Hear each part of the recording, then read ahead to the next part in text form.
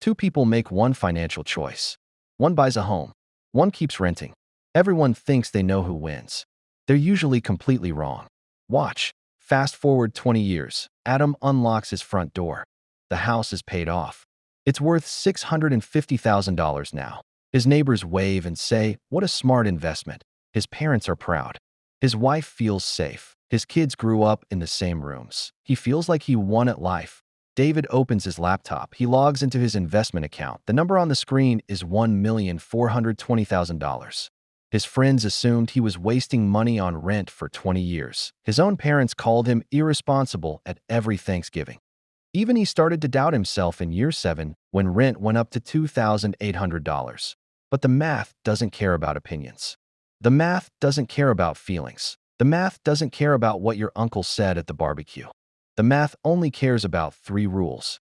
Here's the problem with 99% of rent versus buy videos on YouTube and TikTok. They give you follow your heart. They give you renting is throwing money away.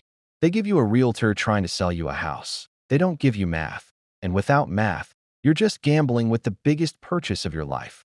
Today, I'm giving you the 3 rules that millionaires, accountants, and hedge fund managers use to decide.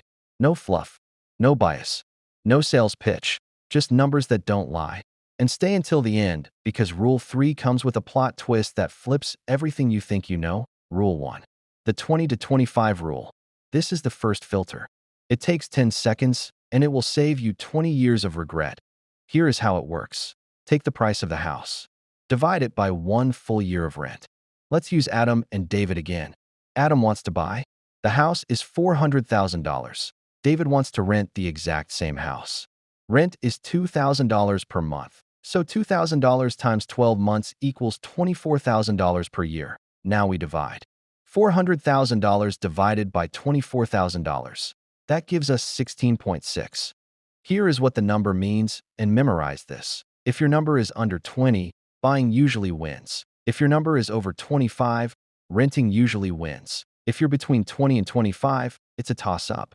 You have to go to Rule 2 and 3, but let's test it in real cities so you see how powerful this is. New York City. The house is $1.2 million. Rent is $4,000 per month. $1.2 million divided by $48,000 per year is 25. Renting wins. Los Angeles. The house is $900,000. Rent is $3,500. $900,000 divided by $42,000 is 21.4. It's in the gray zone. Miami. The house is $600,000.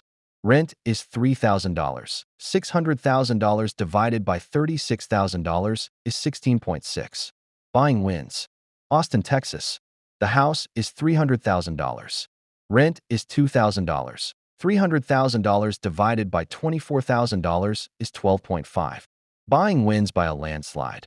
This one rule just told you in 10 seconds if you should even consider buying. If your city is over 25, stop watching house tours right now. You are fighting math, but Adam's number was 16.6. So for him, buying passed the first test. Rule 2. The 7-year rule. This is where most people get destroyed financially, and they don't even know it until they try to sell. If you buy a house, you need to stay for at least 7 years minimum. Why? Because of 3 silent killers: closing costs, agent fees, and interest. When you buy, you pay 3 to 5% in closing costs immediately. On a $400,000 house, that's $16,000 gone on day 1. Poof. When you sell, you pay 6% to realtors. On a $500,000 house, that's $30,000 gone. Poof. And in the first 5 years of a 30-year mortgage, you pay mostly interest. You barely touch the actual loan. Sell in year 3, and you will lose money. Even if the house went up 10% in value, you will still lose after fees. Now let's look at history, because feelings lie, but data doesn't. From 2000 to 2020, U.S. home prices went up 89%. Sounds amazing, right? But the S&P 500 stock market index went up 235% in the same time. And that 235% doesn't even include dividends. With dividends, it's closer to 320%. Researchers at NYU ran the numbers for 20 major U.S. cities. Renting and investing, the difference beat buying in 18 out of 20 cities. But there is a huge catch. It only works if you actually invest the difference. Every month. No excuses. No, I'll start next month. If you spend the difference on dinners, new cars, and vacations, then buying was better for you. Because the house forced you to save. The bank forced you to pay. So ask yourself two honest questions right now. Pause this video. Number 1. Will I stay in this house for 7 years? If you might move for a job or family in 3 years, do not buy. You will lose. Number 2. Will I invest the difference every single month for 30 years? If the answer to both is yes, keep watching. If the answer to either is no, then do not buy. Adam planned to stay forever. He passed Rule 2. Rule 3. The discipline test. This is the most important rule. And it's not about money. It's about human psychology. Buying a house is forced savings. Every month you pay the mortgage, you are forced to save. Even if you are bad with money, the bank takes it from you automatically. Renting gives you freedom. But freedom without discipline is dangerous. It's like giving a kid the keys to a candy store and saying, don't eat anything. Let's be brutally honest for 20 seconds. If you rent for $2,000 and your mortgage would be $3,000, will you invest that $1,000 difference every month for 30 years? No missed months. No, the market is down, so I'll wait. No, I deserve this vacation. No, my car broke down. 90% of people say yes in their head. 10% actually do it in real life. Here is the proof that hurts. The average American homeowner at age 60 has $250,000 in home equity. The average American renter at age 60 has $5,000 in savings. It's not because houses are magic. It's because the mortgage forced them to save $2,000 every month for 30 years. If you have the discipline of a robot, renting and investing will make you richer. If you are human, buying the house will probably make you richer, because the bank will force you to pay that $3,000 even when you don't feel like it. The plot twist no one tells you.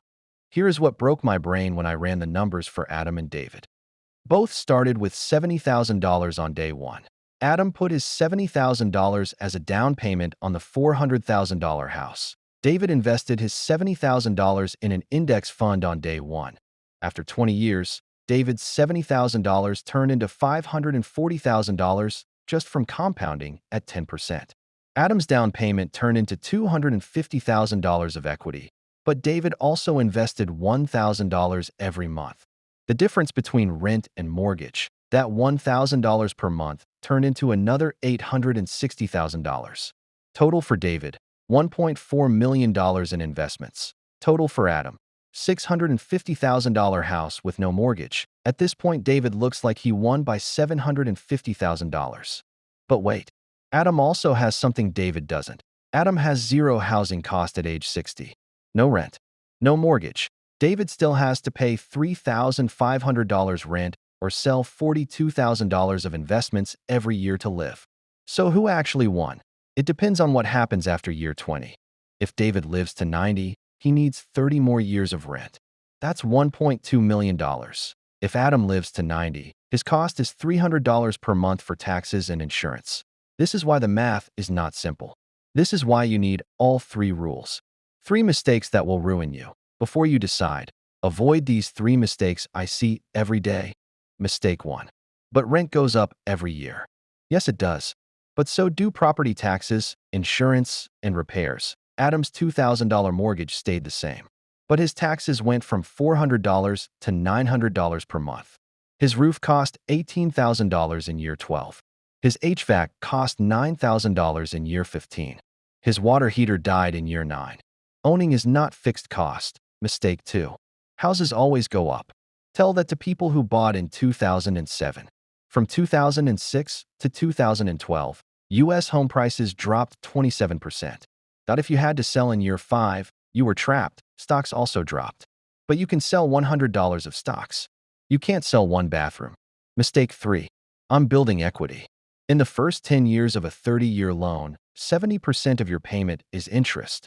On a $400,000 loan at 7%, you pay $280,000 in interest in the first 10 years. You only paid down $40,000 of the actual loan. The bank got rich, not you. The final decision formula. Forget everything else. Just do this and you will never regret it. Step 1. Run the 20 to 25 rule. If the number is over 25, do not buy. Rent and invest. If the number is under 20, buying is mathematically better. Step 2. Ask the 7-year rule. Will you stay for 7 years? If no, do not buy. Step 3. Take the discipline test. Are you willing to invest the difference every month for 30 years? If yes, renting can make you more money. If no, buy the house and let the bank force you to save. 20 years from now, you won't care who was right on the internet. You'll care about the number in your bank account and the roof over your head. Adam and David both won. But they won differently. Adam won peace of mind and forced savings. David won flexibility and higher returns. Now here's the truth no one will tell you. There is no perfect answer. There is only the answer that is perfect for you. So I need you to do 2 things right now. Number 1. Comment below and tell me your number from Rule 1. What city are you in and what did you get? Is it under 20 or over 25? I read every comment and I'll reply to the first 100 people personally. Number 2. Be honest with yourself about Rule 3. Are you Team Adam or Team David? Type Team Adam if you need forced savings. Type Team David if you have robot discipline. And follow right now because next week I'm dropping part 2. In part 2, I'm giving you the exact 3 funds that beat real estate 80% of the time. I'm showing you how to automate investing so you never miss a month. And I'm breaking down the tax secrets that make renting even more powerful. Don't let the algorithm hide it from you. Hit follow. 20 years from today, you will either thank yourself or regret this decision. Choose wisely.